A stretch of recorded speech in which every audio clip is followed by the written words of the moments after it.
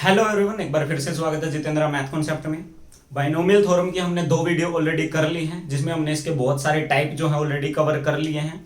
कुछ 1-2 टाइप और बचा हुआ है, कुछ क्वेश्चंस बचे हुए हैं, जैसे कि ये क्वेश्चन सामने लिखा हुआ है, ये आपका हरियाणा पुलिस एसआई में आया हुआ क्वेश्चन है। तो 3-4 क्वेश्चंस बचे हुए हैं, वो करेंगे। उसके अलावा एक लास्ट टाइप जो बचा हुआ है वो है सम ऑफ कोफिशिएंट। आपसे अगर पूछ लिया जाए तो वो किस तरीके से निकलता है, तो वो हम आज की जो वीडियो है इसमें करने वाले हैं। उम्मीद करता हूं कि पहली 2 वीडियो में आपको कोई भी डाउट नहीं है और इस वीडियो के बाद ये चैप्टर खत्म हो जाएगा। इसका सिर्फ एक प्रैक्टिस सेट डलेगा लास्ट, जिसमें मिक्स क्वेश्चंस होंगे। तो अगर किसी को फिर भी किसी भी तरीके का कोई भी डाउट आता है तो आप कमेंट करके बताइए। पिछली वीडियो में एक छोटी सी मिस्टेक हुई थी, वो थी आपकी मिडल टर्म अगर आपको निकालनी है बाइनोमियल एक्सपेंशन की, तो उसमें जो 2 मिडल टर्म निकलती हैं, एक होती है n+1/2, एक होती है n+1/2 + 1। ये 2 मिडल टर्म होती हैं। इसको टॉप कमेंट में भी डाल दिया था। तो आज की जो क्लास है वो शुरू करते हैं। इसका जो पहला क्वेश्चन है वो आपके सामने लिखा हुआ है। ये क्वेश्चन आपका हरियाणा पुलिस एसआई में आया हुआ था कि coefficient of second, third and fourth term in the expansion of this where n belongs to n are in AP. तो आपको बताना था कि n का जो मान है वो क्या होगा। तो हिंदी वाले भी सुन लो कि 1 + x⁴n के सरलीकरण करने के बाद इसके जो दूसरी, तीसरी और चौथी जो पद आएगी उसके जो गुणांक हैं वो एपी में दिए हुए हैं, यानी कि समांतर श्रेणी में दिए हुए हैं। तो आपको बताना है कि इसमें जो n का मान है वो क्या आएगा। पिछली वीडियो जो हमने की थी इसका सेकंड पार्ट, उसमें एक चीज मैंने आपको लिखवाई थी, NCR/NCR-1 = n-r+1 / r। ये आपको याद होगी अगर आपने वो वीडियो देखी है। तो इसकी हम सेकंड, थर्ड और जो फोर्थ टर्म है आपको दिया है कि उनके कोफिशिएंट जो हैं वो एपी में हैं। तो इसकी सेकंड टर्म का अगर मैं आपसे कोफिशिएंट पूछूं तो आप बताओगे कि वो होगा NC1, ये हम सीख चुके हैं। थर्ड टर्म का जो कोफिशिएंट होगा वो होगा NC2। इसके बाद जो फोर्थ टर्म है उसका जो कोफिशिएंट होगा वो होगा NC3। इसका मतलब आपको दिया हुआ है कि NC1, NC2 और NC3 जो है वो हैं आपके समांतर श्रेणी में, यानी कि अरिथमेटिक प्रोग्रेशन में। और इसका मतलब है कि अगर NC1, NC2, NC3 जो हैं अगर वो समांतर श्रेणी में हैं, तो यहां पे अगर मैं NC1 लिख देता हूं और इसको NC2 लिख देता हूं, तो twice of NC2 = NC1 + NC3। यानी कि अगर NC1, NC2, NC3 arithmetic progression में है तो इसका मतलब जो बीच वाली टर्म है उसका दुगना पहली और तीसरी टर्म के जोड़ के बराबर होता है। ये हम अर्थ में उसमें एपी में पढ़ चुके हैं, ठीक है। यहां से अगर मैं लिखूं कि 2 = वो होगा NC1 + NC3 और इसके भी डिवाइड में NC2 लिख दूंगा और इसके भी डिवाइड में NC2 लिख दूंगा। यहां से इसको उस साइड में डिवाइड में लेके चला गया, ठीक है। अब मुझे सोल्व करना है इसको। आप इसको वो n factorial divide by 1 factorial n-1 factorial से करोगे तो बहुत उलझ जाओगे। लेकिन आपको कंसेक्यूटिव टर्म के केस में ये चीज मैंने लिखवाई थी, NCR/NCR-1। यहाँ पे NC1, NC2 लिखा हुआ है, यानी कि इसमें बड़ी टर्म ऊपर थी, इसमें बड़ी टर्म, छोटी टर्म यहाँ पे नीचे थी। ये सिर्फ उल्टा लिखा हुआ है, तो इसमें जो ये वाली चीज है इसको मैं उल्टा करके लिख सकता हूं, यानी कि R को ऊपर लिख सकता हूं जो कि है 2, जो बड़ी टर्म है उसमें जो लिखा हुआ है, डिवाइड बाय n-r यानी कि n-2 + 1 यानी कि n-1। यहां पे NC3 और NC2 लिखा हुआ है, यानी कि करेक्ट इसी फॉर्म में है। तो यहां पे r जो है वो है आपकी 3, तो n-r+1 हो जाएगा n-2, यानी कि n-3 + 1। तो n-2 डिवाइड बाई r जो है वो हो जाएगी आपकी 3 = ये हमारे आ जाएगा 2 के। अब इसकी आप क्रॉस प्रोडक्ट करोगे तो ये आ जाएगा 3 दूनी 6, यानी कि 6n-6 = इसकी प्रोडक्ट करोगे तो ये हो जाएगा 6 + n² - 3n + 2, ठीक है। यहां से अब इसको उस साइड अगर आप लेके जाओगे तो ये हो जाएगा n², 6n और एक 3n माइनस का 9n। ये 6 उस साइड जाके प्लस का हो जाएगा, 6 और 6 12 और 2 14 = 0। अब आपको देखने ऐसे फैक्टर जिनकी मल्टीप्लाई = 14 हो और जोड़ने घटाने से 9 बने, तो ऐसे फैक्टर बनेंगे इसके 7 और 2। और यहाँ पे हमारे जो n का मान आएगा n = वो आ जाएगा 7 या फिर 2। तो अब क्योंकि ऑप्शन में दोनों लिखे हुए थे, लेकिन प्रॉब्लम क्या है, इसके सेकंड, थर्ड और फोर्थ टर्म हमारी एपी में दी हुई थी, और आपको पता है कि n का जो मान, अगर n का मान यहाँ पे 2 लिखता हूं तो इसके एक्सपेंशन में टोटल जो टर्म आएंगी वो आएंगी 3, यानी कि अगर ये 2 लिख दूं तो इसमें टोटल टर्म ही 3 बनेगी, तो फोर्थ टर्म तो आएगी ही नहीं, यानी कि इसका जो मान है वो 2 नहीं हो सकता था। तो n = 7 जो है इस क्वेश्चन का राइट आंसर था। ये आपका आया हुआ था हरियाणा पुलिस SI में, ये क्वेश्चन आया हुआ था। ठीक है, तो इस तरीके का एक क्वेश्चन हमने पिछली वीडियो में भी किया था, और इस तरीके के क्वेश्चन फिर जो नेक्स्ट वीडियो होगी इस चैप्टर की प्रैक्टिस सेट, उसमें भी करने वाले हैं। ठीक है, अब एक और क्वेश्चन थोड़ा सा इससे अलग हटके कर लेते हैं। इस तरीके के क्वेश्चन अभी तक डायरेक्ट पूछे नहीं जाते हैं, लेकिन फिर भी एक क्वेश्चन मैंने डाल दिया कि आपको थोड़ा सा इसका एक्सपेंशन समझने में मदद मिलेगी। क्वेश्चन नंबर 2 आज की क्लास का, आपको बताना है कि 2x² - 1/x इसकी पावर है 12। आपको बताना है कि इसका कौन सा पद विदाउट x होगा। आपके ऑप्शन भी लिख देता हूं, क्वेश्चन थोड़ा हिंदी इंग्लिश मिक्स लिख दिया है। क्या वो 8th होगा, क्या वो 9th होगा, क्या वो 10th होगा, या फिर वो 7th होगा। क्वेश्चन समझा देता हूं अगर किसी को तकलीफ हो रही है तो।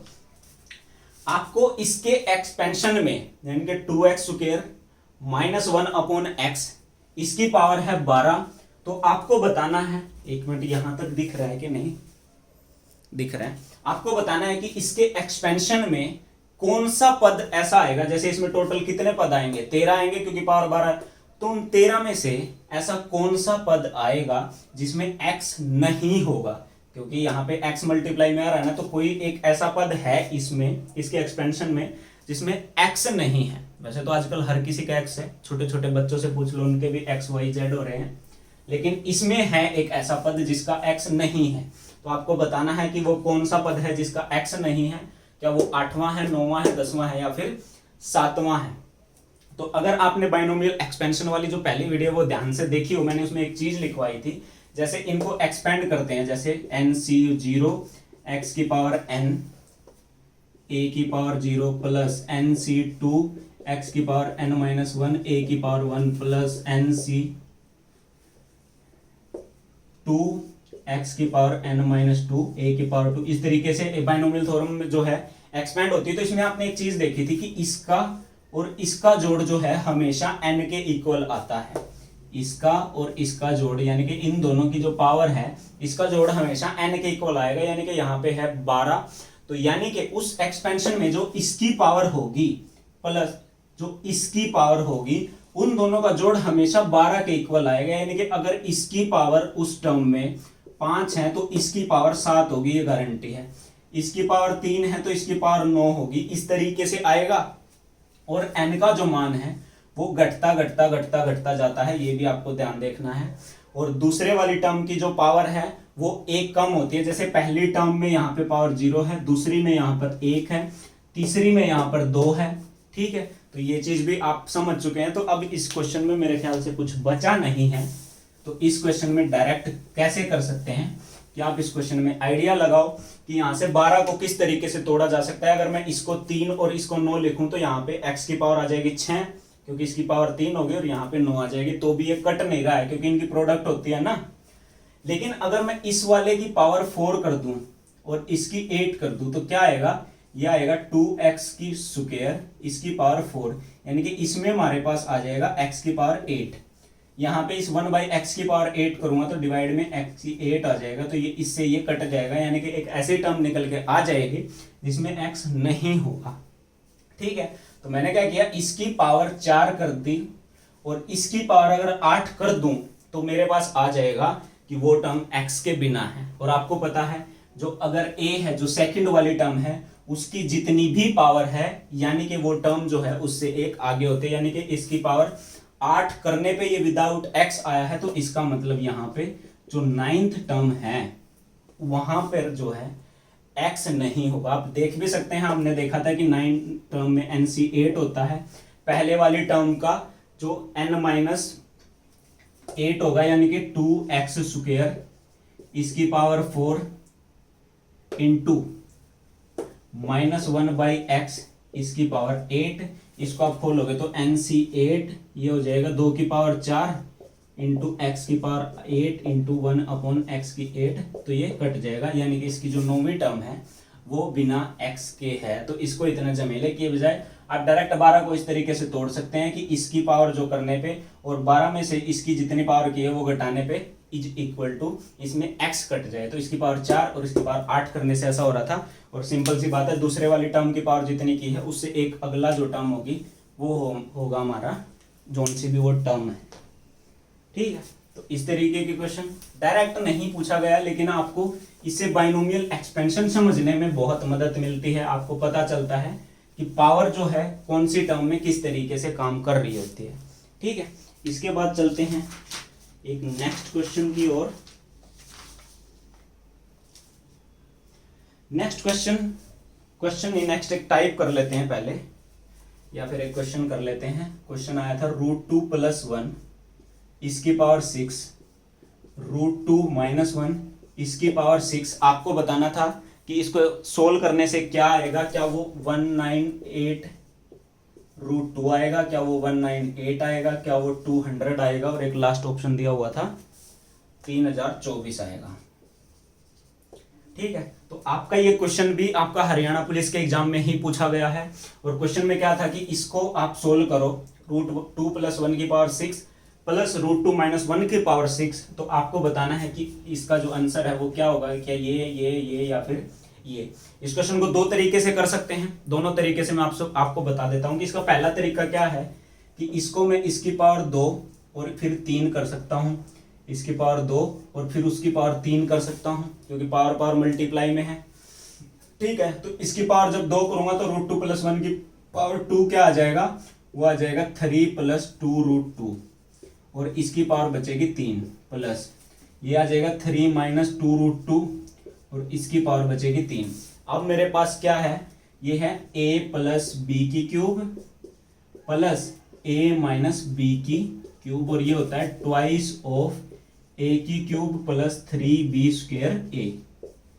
ठीक है, तो इसको मैं कैसे लिख सकता हूं, ट्वाइस ऑफ a की क्यूब यानी कि 27 प्लस 3 इंटू बी का स्क्वायर 2 दूनी 4 दूनी 8 इंटू a यानी कि 3, तो ये जगह 8 या 24 या 72 और 27 99 दूनी 198 जो है इस क्वेश्चन का राइट आंसर है ये वाला। तो इस तरीके से इस क्वेश्चन को किया जा सकता था, लेकिन अगर किसी को इसके स्क्वायर और क्यूब के फॉर्मूले याद नहीं है और उसको बाइनोमियल थ्योरम अगर याद है, तो इस क्वेश्चन को बाइनोमियल थ्योरम से कैसे किया जा सकता था, बेसिकली मैं वो आपको समझाना चाहता हूं, क्योंकि ये जो क्वेश्चन है वो बाइनोमियल थ्योरम का ही था। तो यहाँ पे जो पावर है वो लिख देता हूं एज इट इज, वो थी हमारी 6। ठीक है, तो इस तरीके के मैंने आपको एक कॉन्सेप्ट भी करवाया है कि a + b की पावर n इवन है ओड है, इस पे लास्ट वाले वीडियो में हम कर चुके हैं। तो इसमें जो आता है बेसिकली वो क्या आएगा, अगर बीच में प्लस है तो पहले तो इसकी टोटल टर्म कितनी आएगी, खाली इसकी पावर 6 है तो टोटल टर्म आएंगे 7, इसकी भी पावर 6 है तो टोटल टर्म आएंगी 7, क्योंकि इनके अंदर का जो मटेरियल है वो सेम टू सेम है। यानी कि यहां से मैं ये भी बोल सकता हूं कि इसकी कुछ टर्म ऐसी होंगी जो आपस में कट जाएंगे जब इनको जोड़ा जाएगा। अब वो कौन सी टर्म होंगी, तो वो आपको इसमें पता है कि इसकी दूसरी, चौथी और जो छठी टर्म है उसमें माइनस का साइन आएगा, ये भी हम पिछली वीडियो में पढ़ चुके हैं। तो इसको खोलने से इसकी दूसरी, चौथी और छठी टर्म जो होगी उसमें माइनस का साइन आएगा, और जब इसके साथ जोड़ोगे तो वो टर्म हो जाएंगी कैंसल।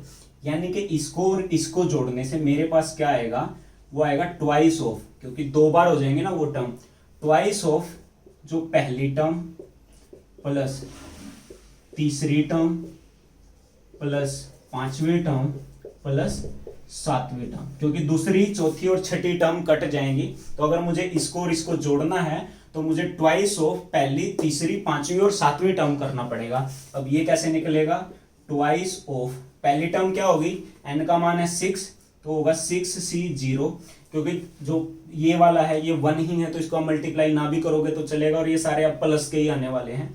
तो यहाँ पे आ जाएगा √2 इसकी पावर 6 प्लस थर्ड टर्म में होगा 6c2 √2 की पावर 4 प्लस 6c4 थर्ड इसमें और √2 की पावर 2 प्लस 7th टर्म में क्या होगा 6c6 और ये हो जाएगा √2 की पावर 0। यहाँ से इज इक्वल टू आ जाएगा ट्वाइस ऑफ 6 से 0 1 होता है और √2 की पावर 6 यानी कि 8। 6c2 और 6c4 बराबर ही होते हैं वैसे तो इस कॉम्बिनेशन को वैसे तो इसको 6 factorial divide by 2 factorial into 4 factorial करके भी खोल सकते हैं। अदरवाइज अगर आपको इस तरीके से दिया जाता है, अलग से बता देता हूं कि अगर आपको 6c2 या कोई भी टर्म लिखनी है, इसको खोलना है, तो आप कैसे कर सकते हो, ऊपर वाली टर्म लिखो डिवाइड बाई ये 2 मल्टीप्लाई बाई ऊपर वाली में से एक कम कर दो और नीचे वाली में से एक कम कर दो, यानी कि यहाँ पे 1 आ जाना चाहिए, तो आपका जो है ये खुल जाएगा पूरा कॉम्बिनेशन।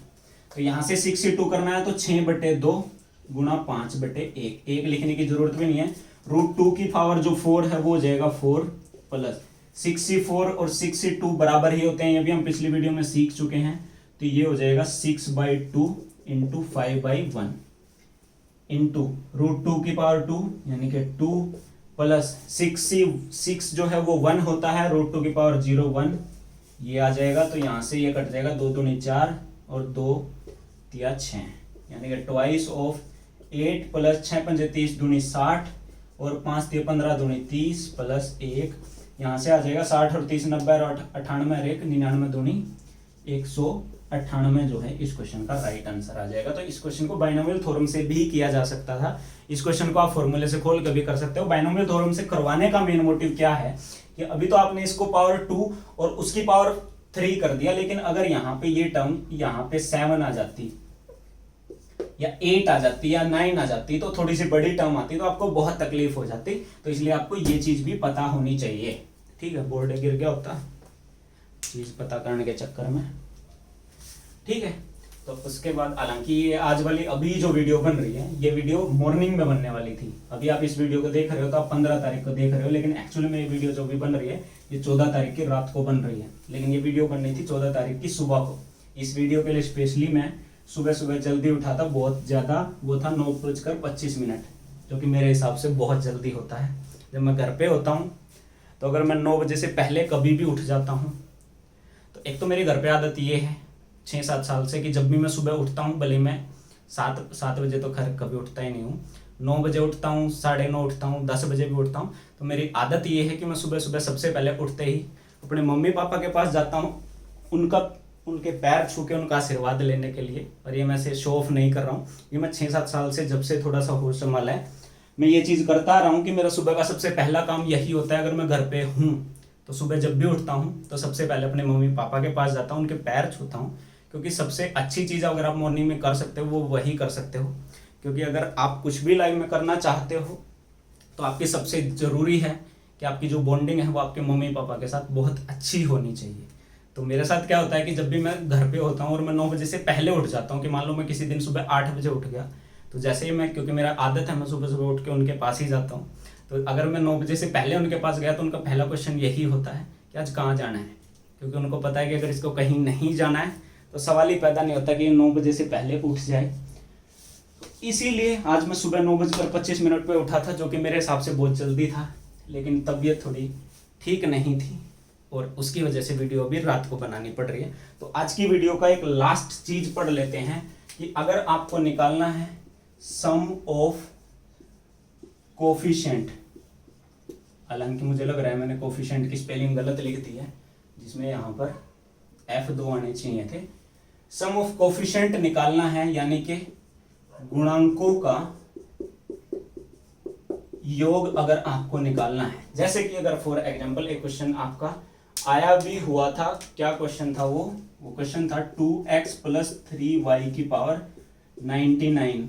इसके आपको निकालना था कि इसके सम ऑफ कोफिशिएंट जो है वो क्या होगा, यानी कि इसके गुणांकों का जोड़ क्या होगा। इस तरीके के क्वेश्चन आपसे पूछे जाते हैं पेपर में। इसके अलावा भी जैसे बहुत सारे क्वेश्चन, जैसे 3x - 5y इसकी पावर 37, यहाँ पे 2x - 5 + 5y इसकी पावर 49।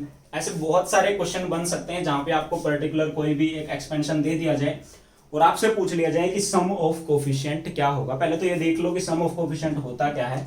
जैसे कि अगर मैं आपको यहाँ पे लिखूं कि 2x + 3y इसका स्क्वायर मैं करूं तो वो क्या आएगा, a का स्क्वायर यानी कि 4x² प्लस b का स्क्वायर यानी कि 9y² प्लस 2ab, 2 दूनी 4 तिये 12xy।